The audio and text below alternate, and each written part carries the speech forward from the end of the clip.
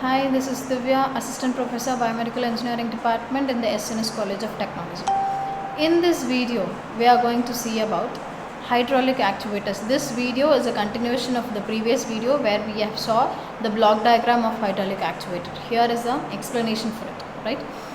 The oil, what are the parts we have in the hydraulic actuator and how it works? We'll see in this. Hydraulic actuators, we have the oil. Oil is stored in hydraulic actuator is mainly based on the oil pressure, right? So the oil will be the source of the power for hydraulic actuators. By using oil, by pressurizing the oil, the hydraulic process takes place. Okay, the oil is stored in a reservoir. The oil is first filtered by oil filter, as I told you in the previous video. Here is the explanation for it. The oil is first filtered by an oil filter. Next is the filtered oil is sucked using a hydraulic pump. With the help of hydraulic pump, the oil from the oil filter is sucked into the hydraulic pump. Valves are used to control the flow of oil in the circuit. We have four-way valve and back line, right? By using that, the valves are used, which is used to control the flow of oil in the circuit. There is a four-way valve. As I told you, there is a four-way valve which allows the flow of oil in forward and reverse direction.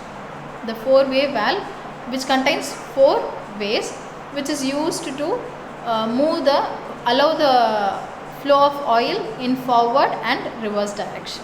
Okay, the flow of oil in the forward direction is via the feed line.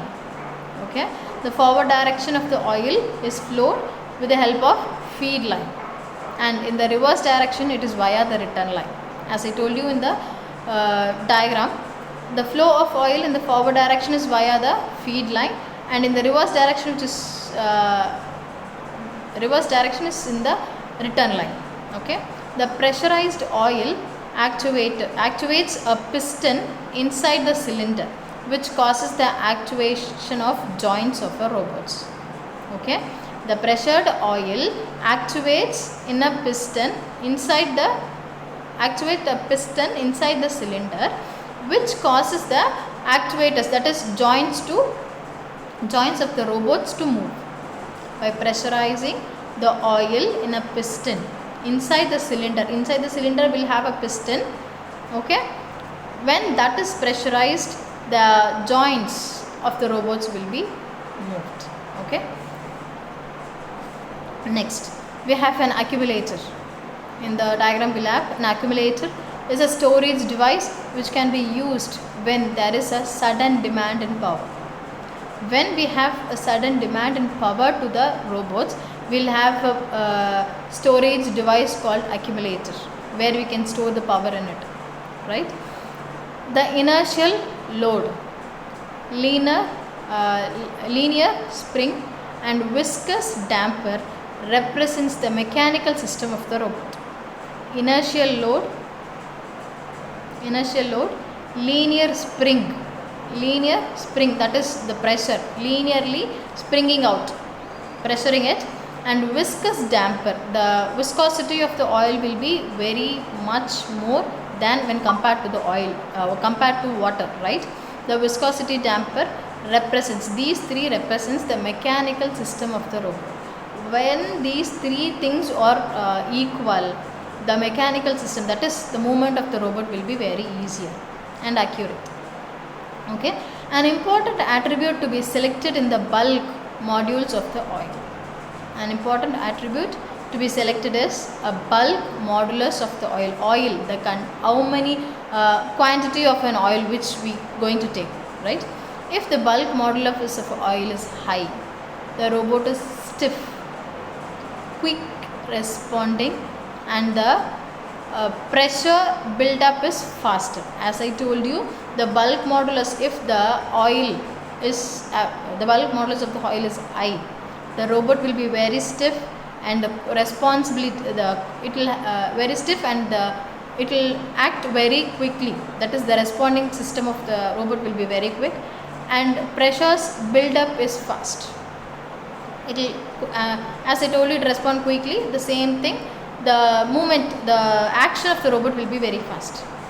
If the bulk modulus is low, the robot is loose, slow responding, and the pressure build-up takes time.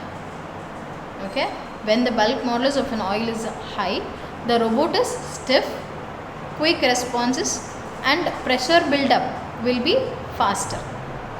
Okay, the action will be very fast. Whereas the bulk modulus is low, the robot is low, excuse me, slow responding. It will respond very slowly, and the pressure build-up takes time. Okay. These are the advantages of hydraulic actuators: high efficiency and high power to size ratio.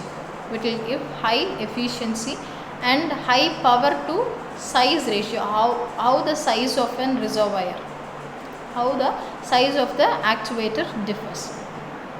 Complete and actuator control over speed, position, and direction of an actuators are possible. Complete and accurate control over speed, position, and direction of the actuators are possible. Large force can be applied directly at desired location. Large force can be applied directly to the desired location. Greater load carrying capacity. We will have the capacity of the actuator will be having a very great capacity, where the load is where we can increase the load. No mechanical leakages. They will not have any leakages. Self lubricating and non corrosive. Since we are using oil here, many particles can be very corrosive, right? So in this hydraulic actuator, it will self lubricant. It itself generates the lubricants, and it is non corrosive material, right? Can meet sudden demands in power. Since we have an accumulator, if we have any demands in power, by using the accumulator we can generate power. Okay, more capable of withstanding shock loads than the electric actuators. When compared to the electric actuators, we'll have since we are using electric actuator, we can have any electrical shocks or loads. We have to withstand those electric pulses, right? So in hydraulic actuator, we don't have any electrical pulses to generate, so we can withstand shock loads. If we get any shocks in it, we can able to withstand the loads. Thank you.